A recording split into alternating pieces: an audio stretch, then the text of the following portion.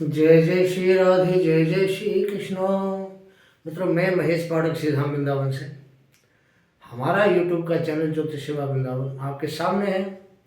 सभी का बड़ा अच्छा प्यार मिल रहा है, सहयोग मिल रहा है और आपके सहयोग से हमारा चैनल बहुत अच्छा ग्रोथ कर रहा है। आप सब ऐसे हमें सहयोग देते रहें। आप सभी का बहुत बहुत धन्यवाद। अभी मैं आपको मार्च के महीने कौन कौन सी राशि का क्या राशिफल रहने वाला है, क्या हाल रहने वाला है, उसके बारे में बता रहा हूँ। आज की जो बात है कर्क राशि के बारे में, आपके सामने कुंडली बनी हुई है कर्क राशि की। 4 नंबर की राशि होती है। मैं ये जो कुंडली आपके सामने है मून शाइन के हिसाब से है, लगन से इसका कोई मतलब नहीं है। अगर बाई द वे किसी का लगन और किसी की राशि एक है तो उसके लिए बात सटीक हो सकती है। महीने की शुरुआत चंद्रमा मिथुन राशि में है 1 मार्च को।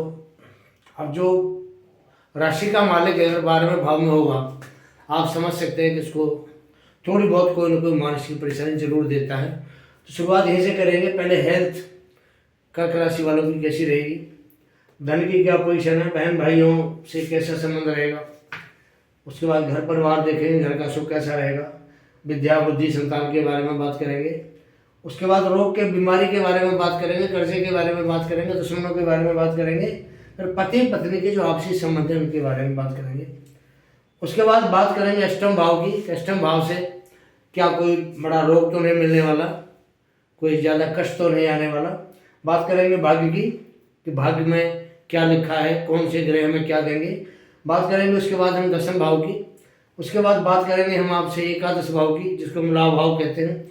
उसके बाद बात होगी इस खर्चे के भाव की कि हमने क्या कमाया, क्या खर्चा किया और बैलेंस हमारे पास क्या बचा, सेविंग हमारी क्या हुई है। सबसे पहले स्वास्थ्य की बात करते हैं। चंद्रमा मन का कारक है। हमारे शास्त्रों में कहा है चंद्रमा मनुष्यो जातश्चक्षो सूर्यो अजायते श्रोता द्वार प्राणा से मुखादग्निर जायते। तो चंद्रमा को मन का कारक कहा गया है और 12वें भाव में बैठ करके ये हवाई उड़ान भरता है।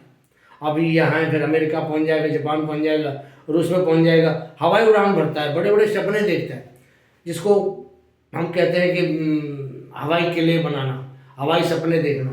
तो चंद्रमा का काम ये है और 12वें भाव में बैठता है। तो चंद्रमा यही ज़्यादातर देखता है, मैं कहाँ करूँ, कैसे करूँ ताकि मेरे को पैसा भी मेरे पास आए, काम में मेरा बढ़िया चले और मेरी वाह वाह हो। चंद्रमा 12वें भाव में बैठने का ये मतलब होता है। स्वास्थ्य की दृष्टि से देखिए, बृहस्पति की दृष्टि है, शुक्र की दृष्टि है, सूर्य की दृष्टि है और बुध की दृष्टि है। ये बृहस्पति की दृष्टि के साथ साथ सबकी दृष्टि, 4 ग्रह हैं, सबकी दृष्टि यहाँ आ रही है। तो जहाँ बृहस्पति दृष्टि देगा उसके साथ जो ग्रह विद्यमान होता है उसकी दृष्टि वहाँ जाती है। तो इनकी दृष्टि भी सबकी यहाँ आ रही है। तो उस हिसाब से अगर हम देखते हैं तो जो कर्क राशि वाले हैं उनका स्वास्थ्य बिल्कुल ऑल इज वेल रहेगा। दूसरी बात, कर्क राशि के ऊपर शनि महाराज की ढैया शुरू होगी। अब ढैया शुरू हो गई है तो ये कुछ न कुछ तो खुरापात करेंगे शनिदेव। ऐसा तो है नहीं कि इनको सूखा छोड़ देंगे। तो शनि महाराज यहाँ बैठ करके दिमागी तनाव देंगे, क्योंकि ये 6-8 का योग बनता है इनकी राशि से और 6-8 के जो योग होते हैं वो दिमागी उलझन, दिमागी परेशानी और कई बार बाद में बात का रूप भी ले लेते हैं। ऐसी जो उलझन है, परेशानी है, तो शनि महाराज ने इनको यहाँ ये परेशानी ढैया में देनी है। हालांकि इनके लिए कुछ राजयोग भी बन रहे हैं कर्क राशि वालों के लिए। ऐसी बात नहीं है खाली ढैया आ गई तो कर्क राशि वाले परेशान हो जाएंगे, परेशानी तो होगी, लेकिन कुछ राजयोग भी है, वो भी आपको बताने वाला हूँ अभी। दूसरी बात करते हैं धनभाव की। धनभाव के स्वामी सूर्यदेव बनते हैं, बृहस्पति वहाँ के कारक हैं। अब सूर्य की और बृहस्पति की युति है। ये 16 मार्च तक इन्होंने, सूर्य देवता ने 16 मार्च के बाद यहाँ आना है। 16 मार्च तक कुंभ राशि में थे और 16 मार्च को उन्होंने यहाँ मीन राशि में आना है और भाग्य के जो मालिक है बृहस्पति, उसके साथ ये युति बनाएंगे, बैठेंगे। अब सूर्य की और गुरु की जो युति है, देखिए सूर्य एक तेज का कारक है, हमको तेज देता है और कुंडली में जितने ग्रह आप देख रहे हैं सब ग्रहों को, कुंडली को पूरा बल सूर्य से मिलता है। और सूर्य और गुरु की जो युति है इसके लिए बहुत ही लाभदायक है, क्योंकि सूर्य धन भाव के कारक बनते हैं, मालिक बनते हैं इस लग राशि में, और गुरु भाग्य के मालिक बनते हैं। अब धन का और भाग्य का मालिक अगर दोनों भाग्य में बैठते हैं तो धन की तो कमी होने का मतलब ही नहीं है। भाई धन का मालिक बैठेगा भाग्य में तो धन तो देगा, काम करा के देगा, लेकिन देगा जरूर। तो काम कराने के शनि महाराज बैठे, शनि महाराज का कहना है work hard work hard work hard, मेहनत कीजिए मैं काम दूंगा आपको। सूर्य देवता कहते हैं मैं बैठा हूँ कोई दिक्कत नहीं, आप काम कीजिए मैं पैसे दूंगा आपको। गुरु महाराज कहते हैं मैं ज्ञान देने के लिए तैयार हूँ, हर तरीके से ज्ञान लो, यहाँ से ज्ञान लो, यहाँ से जहाँ से ज्ञान लो मेरे से, मैं आपको ज्ञान दूंगा। और ये जो सब चीज़ें हैं ये कर्क राशि वालों के लिए बहुत लाभदायक है। हालांकि कर्क राशि में जो गुरु है वो सचेस भी बनते हैं, उनकी जो मूल त्रिकोण राशि छठे भाव में है, तो कई बार हम गुरु को खराब भी कह देते हैं, कर्क राशि के लिए गुरु अच्छा नहीं है। अगर उसकी स्थिति कई अच्छी जगह ना हो तो 12 में बैठ जाए, 8 में बैठ जाए, इन दोनों भाव में बैठ जाए बृहस्पति, तो थोड़ा अच्छा फल नहीं देते। या सप्तम में नीच की डिग्री के अंदर बैठ जाए तो भी बढ़िया फल नहीं देता बृहस्पति। धन भाव की दिक्कत नहीं होगी। पराक्रम भाव का मालिक स्वयं बुध है, और बुध महाराज भी ये 16 मार्च को मीन राशि में सूर्य के साथ दोनों की युति बन गई है। तो एक तो यह बुध आदित्य योग बन गया, बढ़िया योग होता है। दूसरा गुरु की शुक्र की बुध की युति बन गई, ये बहुत बढ़िया युति होगी इनके लिए। तो पराक्रम, साहस, हिम्मत, ये सब के सब इनको यहाँ बिल्कुल कर्क राशि वालों के लिए बरकरार है मार्च के महीने में। चतुर्थ भाव की बात करते हैं। चतुर्थ भाव का स्वामी शुक्र देवता बनता है, और शुक्र यहाँ का कारक भी होता है चतुर्थ भाव का, कि जो भौतिक सुख हमें मिलते हैं, लग्जरी लाइफ जो हम लोग जीते हैं, वो शुक्र के द्वारा मिलती है। बढ़िया, जैसे हम कहते हैं आलीशान मकान होना चाहिए, कोठी हो, बंगला हो, ये सारी चीज़ें हमें शुक्र देता है। और शुक्र ही इस राशि के अंदर यहाँ मालिक बनता है चतुर्थ भाव का। तो मालिक बनने से शुक्र भी यहाँ पर ये 15 फरवरी को मीन राशि में आ चुका है, और ये मार्च के शुरुआत के समय में ये वहीं बैठे हैं। तो ये जो समय है 15 फरवरी से 12 और मार्च तक का, 12 मार्च तक यहाँ गुरु और शुक्र की जो युति है बहुत बढ़िया युति कह सकते हैं इसको हम। शुक्र उच्च का प्रभाव लेके बैठे हुए, गुरु शुक्र प्रभाव लेके बैठे हुए भाग्य में। तो ये चौथे भाव का सुख है वो कर्क राशि वालों को पूरा का पूरा मिलना है, अधूरा नहीं मिलेगा, पूरा मिलेगा। क्योंकि शुक्र भौतिक सुख देंगे, गुरु भाग्य का लाभ देंगे। तो जो कर्क राशि वाले जातक हैं उनके लिए जो महीना है मार्च का बल्ले बल्ले करने वाला है। अगली बात करते हैं विद्या बुद्धि संतान की बात करते हैं। अब संतान का जो मालिक है स्वयं लाभ भाव में बैठा हुआ है, आपके सामने लाभ भाव है, एकादश भाव को लाभ भाव कहते हैं, बैठा हुआ है, अपने घर में दृष्टि दे रहा है। और जो ग्रह अपने घर को देखता हो या अपने घर में बैठा हो वो भाव बली हो जाता है, उसका घर बली हो गया, उसका भाव बली हो गया। तो मंगल यहाँ बैठ के जो डॉक्टरी पेशा करने वाले बच्चे हैं, जिन्होंने डॉक्टरी लाइन में जाना है, होटल व्यवसाय में जाना है, या जिन्होंने जमीन से संबंधित कोई काम करना, उनके बच्चों के लिए ये बहुत बढ़िया एक दृष्टि बनी हुई है कि जो बच्चे अपना कैरियर बढ़िया बनाना चाहते हैं उनके लिए बहुत अच्छा मौका है।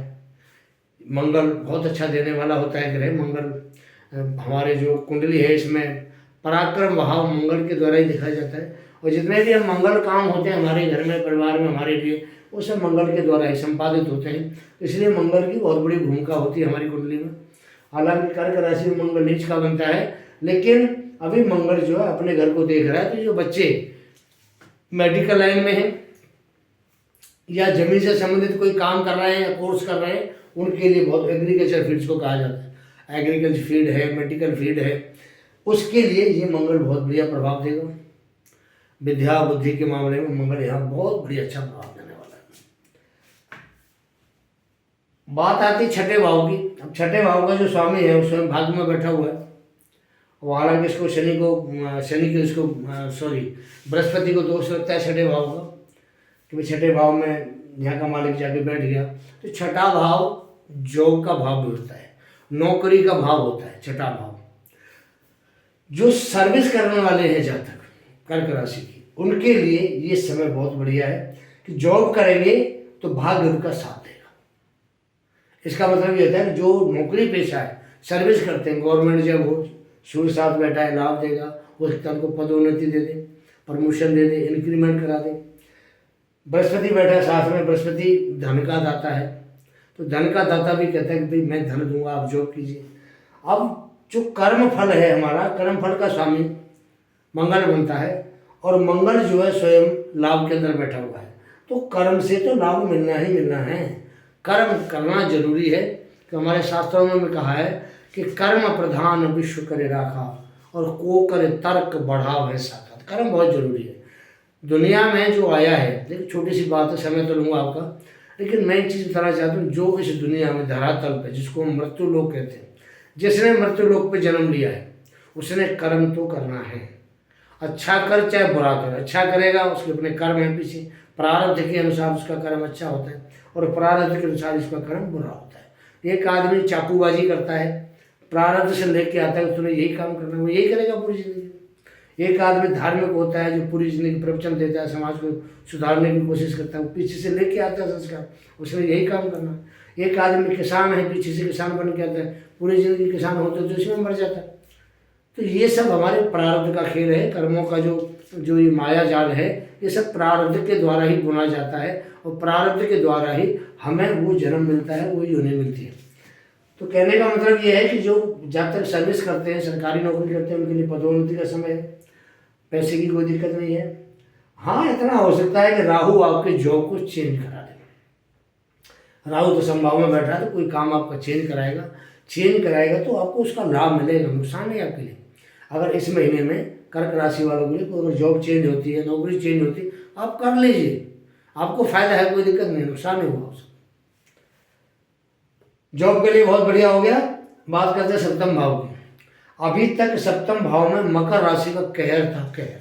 आपने देखा होगा, बहुत आदमी हमसे फोन बात करते थे, फोन आते थे, कॉल बहुत आते थे हमारे पास, मकर राशि मकर राशि मकर राशि मकर राशि। ठीक है, मकर राशि के ऊपर थोड़ा प्रभाव ठीक नहीं था, मैं भी मानता हूँ। मकर राशि वाले थोड़े कई सालों से परेशान थे, लेकिन अब मकर राशि से शनि का जो प्रभाव था, दूसरे चरण की 7.5 खत्म हो गई। अब कुंभ राशि में शनि की अपनी राशि है, वहाँ शनि के ऊपर 7.5 का दूसरा चरण चल रहा है, जो कुंभ राशि में नुकसानदायक नहीं होता। कुंभ राशि में दूसरा चरण नुकसानदायक नहीं होता। यहाँ से 7.5 का प्रभाव शुभ हो गया। पति पत्नी में जो कुछ थोड़ी अनबन थी, वो अनबन इनकी अब ठीक हो जाएगी। 27 जनवरी के बाद फर्क पड़ गया, ठीक होगी। मेरे पास बहुत लोगों के फ़ोन आए, उन्होंने बताया कि हमारे घर में शांति है, शांति देने वाला समय है इनके लिए। और जिनकी शादी ब्याह में दिक्कत आ रही है, देखो बृहस्पति यहाँ बैठा है भाग्य में, और भाग्य में बैठ के ये राशि को देख रहा है और पंचम भाव को देख रहा है, और इसकी दृष्टि पराक्रम भाव पर भी है। तो यहाँ बैठ करके जो कर्क